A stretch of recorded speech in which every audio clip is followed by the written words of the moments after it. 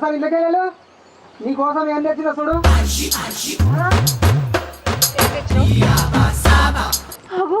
చీర ఇప్పుడే అడిగినా అప్పుడే కొనుక్కొచ్చినావా?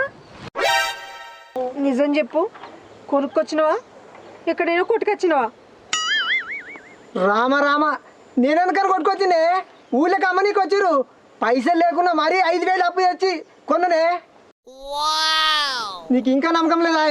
ఇగో మన పోరం మీద ఒట్టు. నువ్వు అన్నట్టుగానే కొనుక్కొచ్చినా కానీ ముఖం కట్టలేదు కట్టినే, కొద్దిగా నవ్వు. ఇన్ని రోజులు పీస్తనం చేస్తే చేసినావు కానీ చీర విషయంలో మాత్రం పీస్తనం చేయకుండా మంచి చీరనే కొనుక్కొచ్చినావు.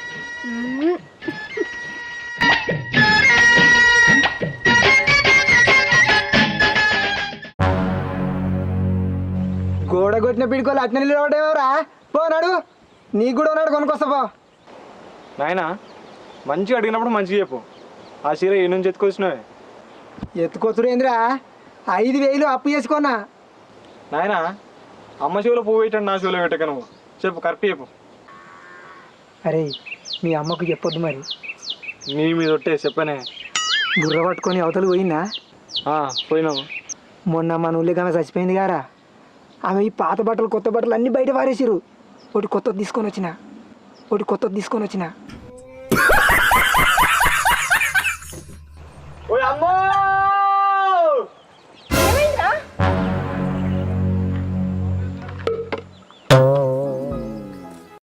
ఏంద్రా ఏమైంది?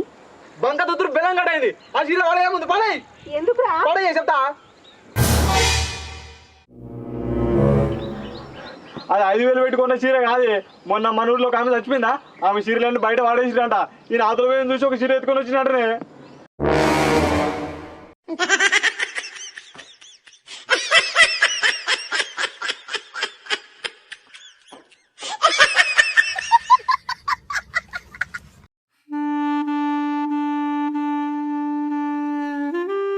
అయ్యో పోకురే, ఉండురే, ఒకరిని చచ్చిపోతారే.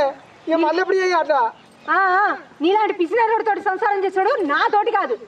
నీ ఏడుపు నువ్వు ఏడు, నేను మా అమ్మగారింటికి పోతున్నా. అయ్యో ఉండురే. పీకురి 10-20 రోజుల దాకా మళ్ళీ తోలుకరాను. 10-20 రోజులైనాక బతిలాడి తోలుకొస్తా. అప్పటిదాకా బియ్యం కూరగాయలు అన్నీ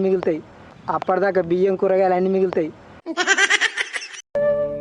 నా పేరు బికారి, నా దారి ఎడారి.